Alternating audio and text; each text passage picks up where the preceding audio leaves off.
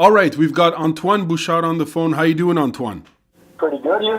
Not too bad. So 2018, excuse me, you've had quite the year. You've competed 9 times for IGF tournaments. Most notably, you placed first at the Pan American Senior Championship in Costa Rica in April of 2018, as well as placing 7th at the Budapest Grand Prix 2018. That's in Hungary. And I believe you were injured in a match over at the Cancun Grand Prix.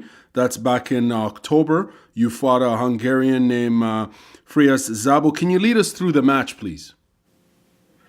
Yes, so actually the match was pretty short, and it was a guy that, well, I knew him like by reputation because I saw him fight my teammate Arthur. And like after a couple of exchanges, I think it was like 2 or 3, he attempted like a technique, and I went to block it, but my body went over my elbow, so it dislocated backward. Now, I did see the clip, obviously, and it's a pretty it looks painful, and the way they have it listed on the website, on the IGF website, it's a Uranagi/Sutemi Waza, I guess, technique. What I think you went in for an Uchigari, and then he came in with that counter. What was the plan for that match? You knew this guy, you knew what he was about. This is Frias Sabau from Hungary. What was your intent for that match? Well, really, I knew the guy was a pretty strong fighter, really energetic. So my goal was I was really aiming to impose my rhythm and to, really that was the key point. But like every time I was like having a good grip, he would do his Sutemi Waza. So he did it like once or twice before I actually got injured. So like the first time I got surprised, and like the time it happened, I really tried to block it, and then so I could continue Newaza, but unfortunately it didn't go well. Yeah, clearly it looked very, very painful. Ironically enough, it appears as though the referee was for a second or two unaware of the fact that you were injured. So it was slightly awkward, because I think anyone who was there or anyone who watches this video can tell that you were in pain, but that there was an awkward pause there. Overall, how would you describe 2018 for you? You fought 9 times internationally, and unfortunately you were injured in October. But overall, what was the main takeaway for 2018? Well, so it's important to know that I moved up a category last summer, so not the previous summer, but the one before that.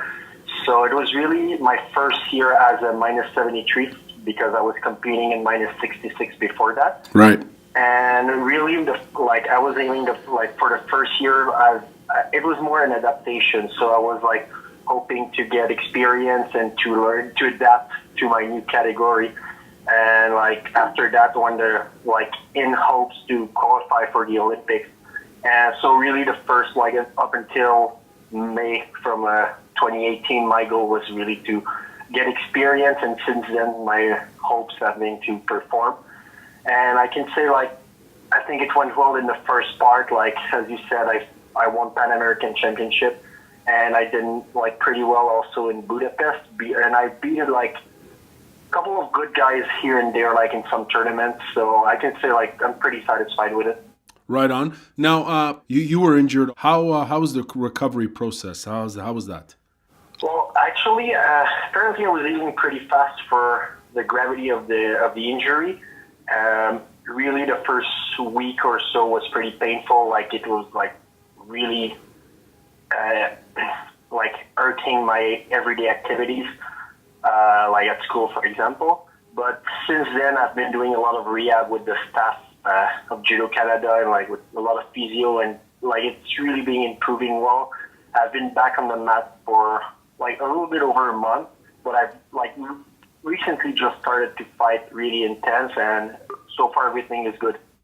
Right on. Now, you've been doing judo now, would it be fair to say, for 20 years almost? Yeah, I started when I was about 5, and I'm 24. Right, and you competed at the Olympics in 2016, and you placed 5th. And overall, what is it about judo that keeps you competing, training? Well, honestly, I think it's always different. It's always evolving. So you're going to fight a guy. You could fight him 10 times, and it's going to be 10 different outcomes because there are so many throws, so many possibilities of outcomes. And then you put the fact that there are multiple opponents that you can fight, and that's really, it's always a sport that is changing and evolving, and that's what keeps me going in it. Right on. And I think you mentioned you're in school. Yeah. Well, what are you studying? Biology? Biochemistry. Biochem. And are you in your last year of studies? Yeah, more or less. I have still, if I was full time, I would have a year left, but I have a year and a half, maybe 2 years left.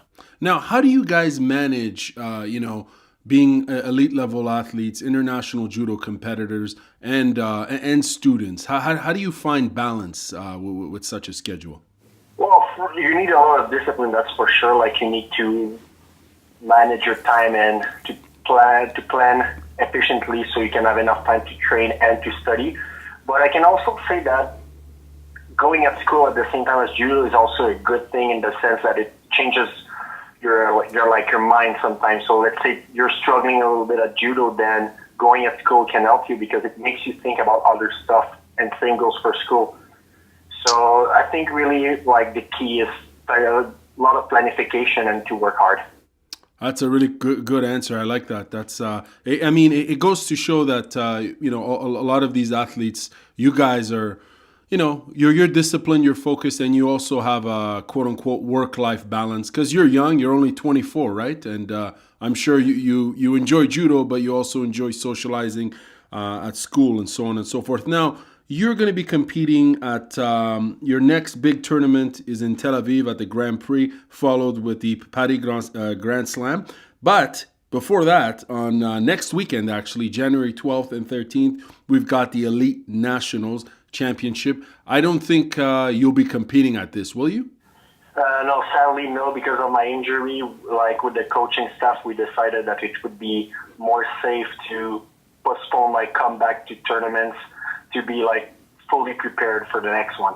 Right, but you're going to be there, obviously, supporting the event?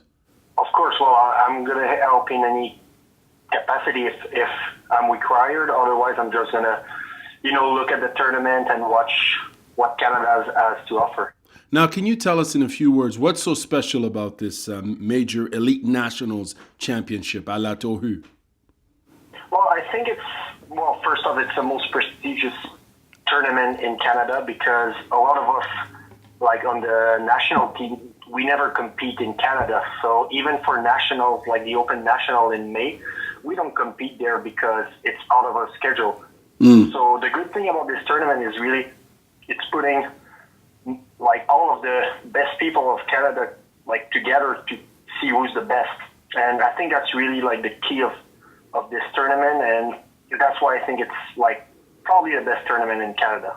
Now, as a combat sports fan and communicator, I do think it's a big deal, obviously, and I think Canadians do want to see the best judokas compete more than once. And I mean, it's great that this Elite National Championship is happening, annually. But do you think there's a possibility down the road that it could happen, say, twice a year? Oh, I think it's really difficult. It's difficult to say because, international judo is really a full-time sport. Sure.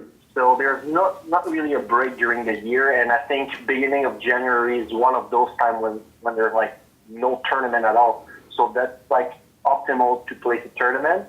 And outside of that, February there are two Grand Slams. March there are multiple Grand Prix, and through the year, there's always a tournament somewhere, or it's a recovery time to prepare for the bigger tournament. So I think it would be hard to achieve, I think. Now, leading into the year, what are your intentions? And speak to us about the big one. That's the 2020 Summer Olympics in Tokyo.